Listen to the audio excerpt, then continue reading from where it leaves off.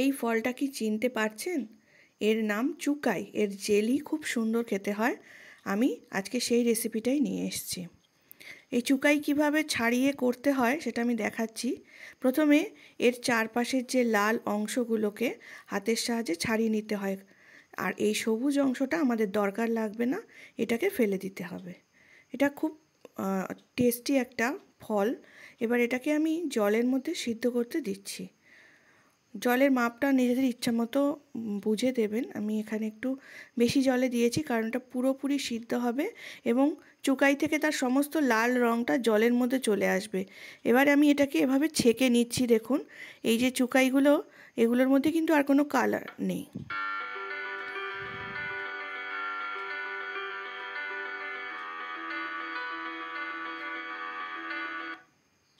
এবার এই জলটাকে আমি পুরো মেপে নিচ্ছি। এখানে কাপের সাহায্যে আমি মাপছি 5 কাপ। এখানে এই চুকাই সিদ্ধ করা জলটা পেয়েছি আমি। রঙটা দেখতেই পাচ্ছেন, ন্যাচারাল পুরো রেড কালার, এর মধ্যে কোনো ফুড কালার ছাড়াই এত সুন্দর লাল রঙ। এবার এভাবে আমি প্রথমে মেপে নিলাম। এর মধ্যে 5 কাপ, যে কাপের সাহায্যে মাপছি সেই কাপ দিয়েই চিনির মাপটাও নেব। এখানে টোটাল 5 কাপ এই জলটা আছে। এর মধ্যে এবার আমি চিনি দিচ্ছি এর অর্ধেক, মানে 2.5 কাপ। 2.5 কাপ চিনি দেওয়ার পরে এরপর আমি এটাকে গ্যাসে বসাচ্ছি। চিনিটা পুরো গলে যাওয়া অবধি অপেক্ষা করতে হবে। চিনিটা পুরোপুরি গলে গেছে। এটা কিন্তু একটু সময় সাপেক্ষ। এবার আমি এর মধ্যে দিচ্ছি আগার আগার। এটা একটুক্ষণ নাড়াচাড়া করতে করতে ফুটতে থাকলেই পুরোপুরি মিশে যাবে। এখন কিন্তু আগার আগারগুলো পুরোপুরি মিশে গেছে।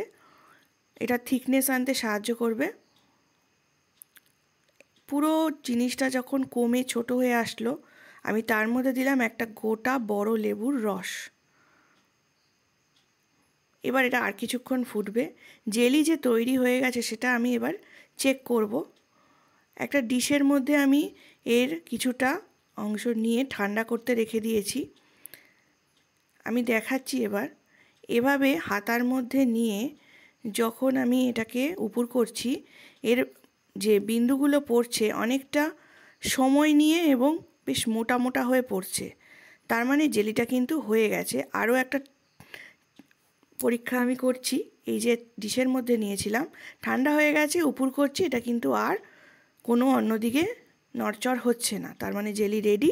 গরম গরম জেলিগুলোকে জেলিটাকে এবার আমি শিশিতে আর বাটিতে রেখে দিচ্ছি। এটা কিন্তু সেট হতে সময় লাগবে।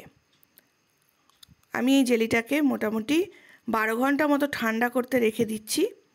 12 ঘন্টা পরে এটা পুরোপুরি রেডি হয়ে যাবে। তখন এভাবে দেখুন শিশির মধ্যে কি সুন্দর সেট হয়েছে, বাটিতেও কি সুন্দর সেট হয়েছে। চামচের মধ্যে দিয়ে নিয়ে আমি দেখিয়ে দিচ্ছি। এটা অপূর্ব কালার, পুরোপুরি ন্যাচারাল রেড, খেতে অসাধারণ। ব্রেডে মাখিয়ে বা যে কোনোভাবে নিজেদের তৈরি এই অপূর্ব জেলির স্বাদ উপভোগ করুন।